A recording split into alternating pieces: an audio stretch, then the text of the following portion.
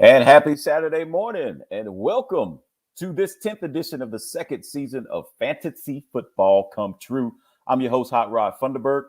You know you can catch us right here, Fantasy Football Come True, every week on Tobacco Road Sports Radio. This is the show, as you already know, that wants to put some green in your jeans. I'm joined by my co-host, Hot Ron Funderburk. Hot Ron, how you doing, man? We here today, just me and you. We're going to chop up a little bit. What's going on? Man, I'm doing well. How about yourself?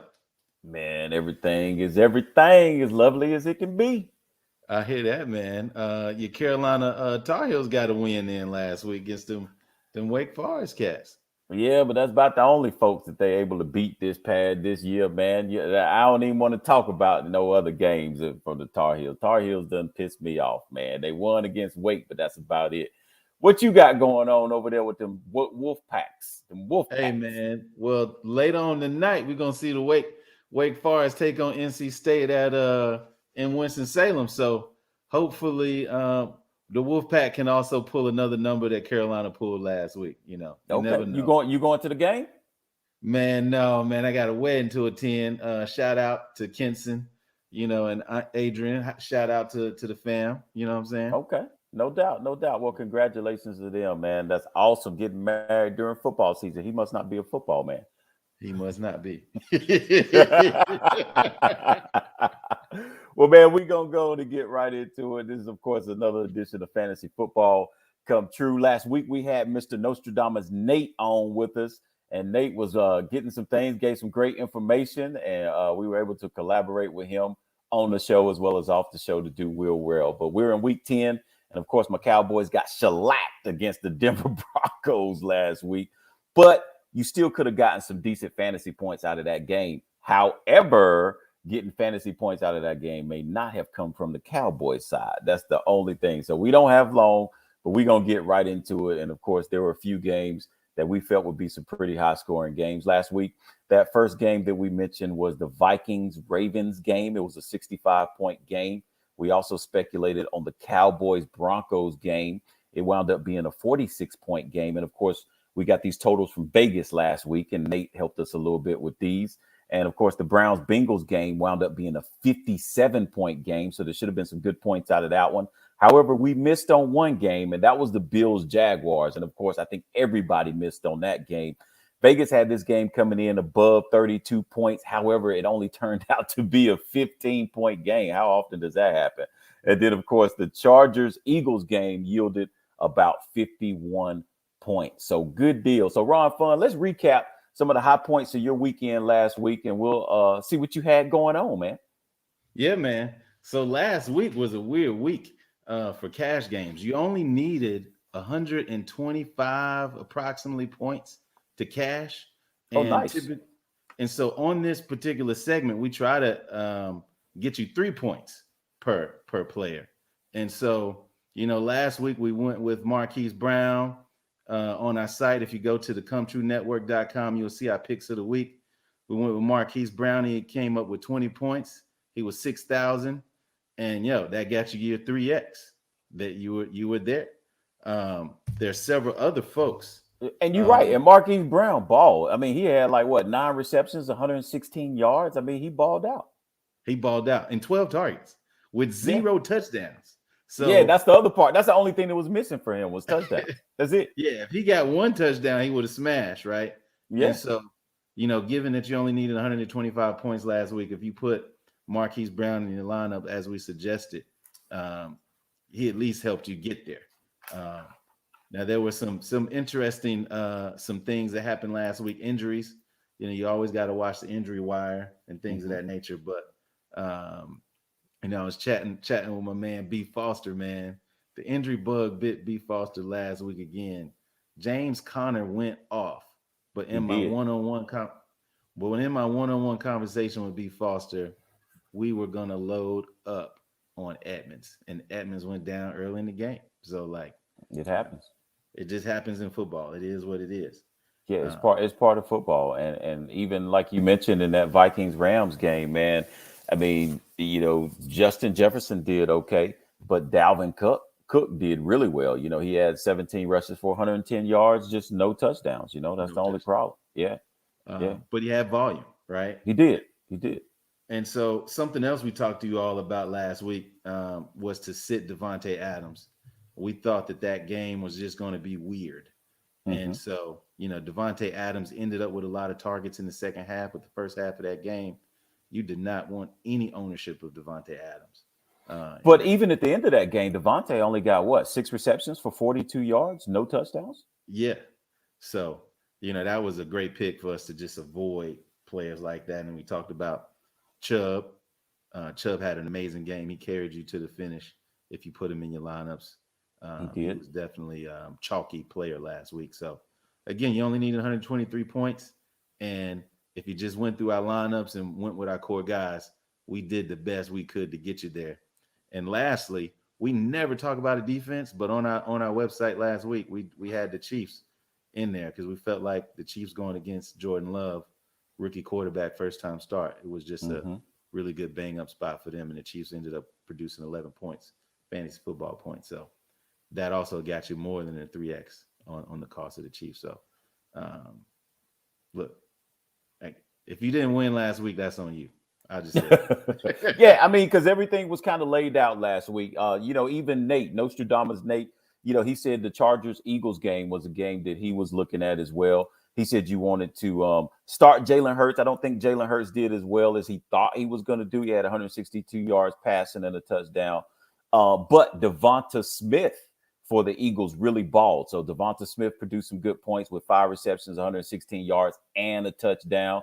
And then, of course, out of that same game, if you went with quarterback Justin Herbert, who was a little bit expensive, he's one of the top 4 quarterbacks in fantasy football. So, but he did produce 356 yards passing and 2 touchdowns. So, there were some points to really be had in that game. And you also mentioned Nick Chubb. Nick Chubb did much better than I thought. I like Nick Chubb, but, he's just kind of been overshadowed a little bit as long as King Henry has been in with the Titans. But, of course, with King Henry going down, the spotlight was really on Chubb. And, man, you called it. Chubb, 14 rushes, 137 yards, 2 touchdowns. And then he capped it off with 2 more receptions for an additional 26 yards. I mean, Nick Chubb did his thing, man. He did his thing. So carried you to the bank. Carried you to the bank. He did. So now, before we start moving on with fantasy football this week. Oh, and before we even move on, I would like to mention this too. One of the players who we mentioned has a value player last week was in the Cowboys-Broncos game. And of course, that score in the Cowboys-Broncos game didn't go the way I thought it would go. I figured if somebody had 30 points, it would have been, the Cowboys, and the 16 points would have been on the Broncos side. But obviously, I am no Nostradamus Nate at all. So I was completely wrong about that. However, I was right on the value play of Melvin Gordon, who was only like $5,200. It might have been a little bit less than $5,200 last week. I think that $5,200 jumped up this week. But he had 21 rushes, 80 yards, and a touchdown. Great value guy. He would have got you your 3 times that you wanted. And he also capped his night off with 2 receptions for 15 yards. A great value play in Melvin Gordon. And I didn't see Melvin Gordon rolling like that the way that he did. I figured he would have been a good value play in that game because I figured the Broncos would try and stop the Cowboys offense by keeping them off the field, which means you have to run the ball, slow everything down, and methodically move down the field. But they did much better than just that. So excellent, if you were able to pick up Gordon on that one as a value guy from last week. What you think, Ron? Hey, man, that was a great pick. I remember when you said it, I was like, I like it a little. But, they balling. I mean, they balled out last week. They have those 2 running backs, Williams and Melvin Gordon. Sometimes you got to worry about the committee approach, but Gordon did his thing last week. That was a great call. No doubt. And like I said, before we move on, man, we're going to get ready and keep moving. But before we move on, there was a lot of news stuff going on this go round. And of course, we're talking about Cam Newton coming back into the Carolina Panthers.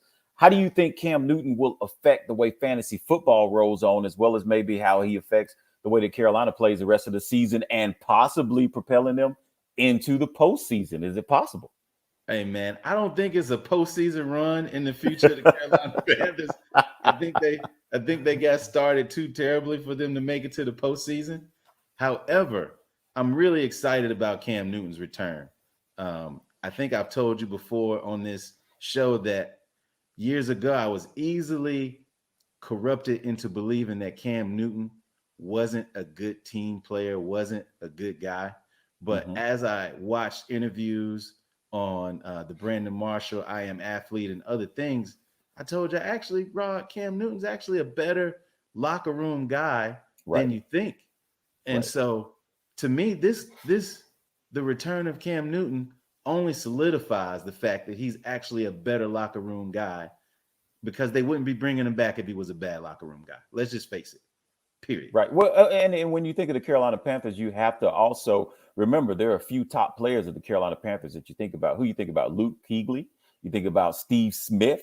You even think about Davis now a little bit at linebacker, and you have to think about Cam Newton. Look at all the records he's broken. He's a leading passing quarterback for the Carolina Panthers. He's also leading rushing quarterback with the most rushing touchdowns for the Carolina Panthers. He's led this team to a Super Bowl, although they were unable to win it. He's also an MVP guy. Carolina is his home, and he's back at home. You know, sometimes when management changes, they try to bring in everybody brand new and don't want to be patient and work with who you got sometimes. But sometimes you had to come full circle. And I think that's exactly what happened with this Carolina Panthers organization. They had to come full circle. And hopefully Cam Newton is able to produce the way that I believe and feel and hope and know that he can. But that still remains to be seen, because he did have almost 3 years right now that he has not played good ball. But hopefully Cam Newton can get back in the lineup, make the Carolina Panthers do well. And hey, who knows? Maybe in a couple of weeks, we'll be talking about him big time right here on Fantasy Football Come True.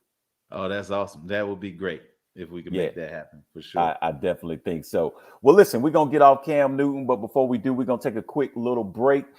Coming up, Ron Fun and I, we're going to be responding to some listeners who want to know what players they should start or sit. That's going to be coming up in our sit 'em or start 'em segment.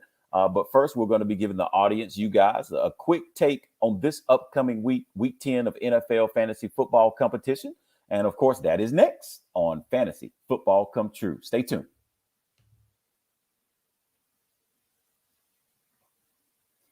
And welcome back, fantasy audience, to Fantasy Football Come True, where you can find us right here every Saturday morning on Tobacco Road Sports Radio at 8 a.m. I'm your host, Hot Rod Funderburk.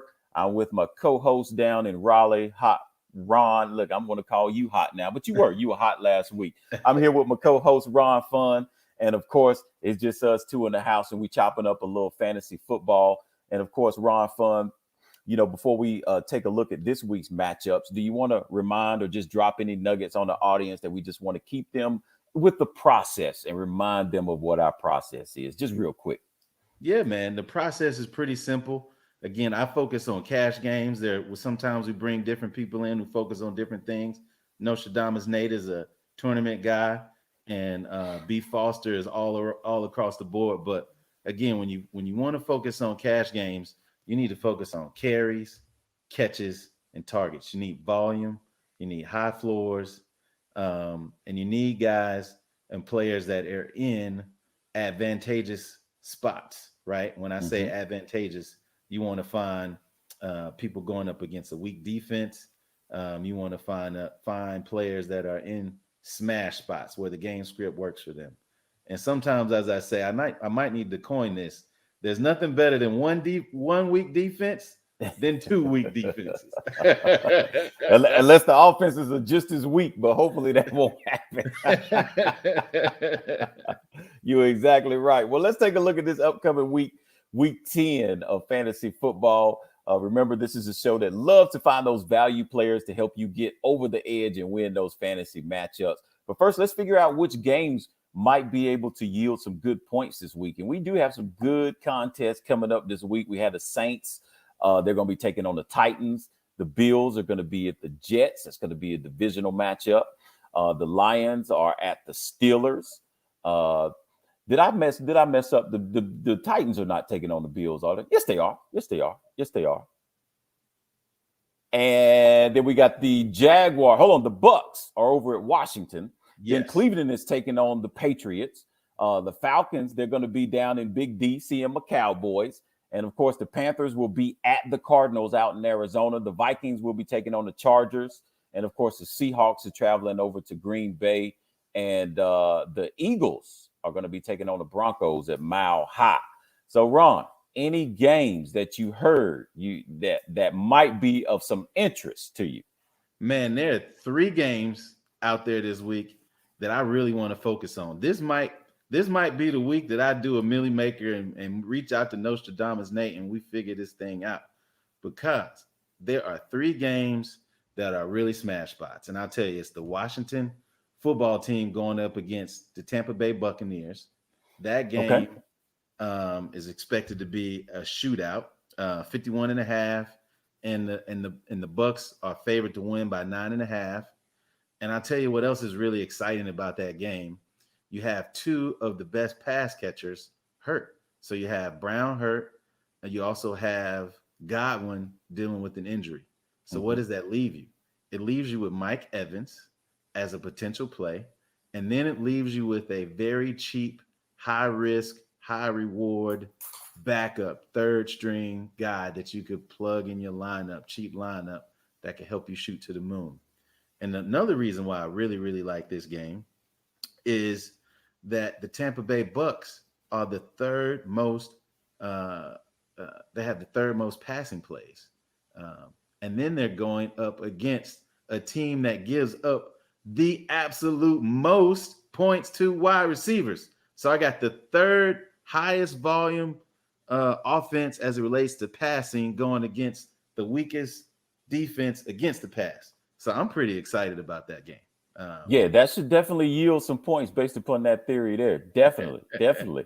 So you said you had 3 games. What's your second game you got? My second game, I might say the second you know what? We're going to go Vikings-Chargers. Vikings-Chargers is the second game. I'm really excited about that one. As we mentioned, Justin Herbert going against Kirk Cousins.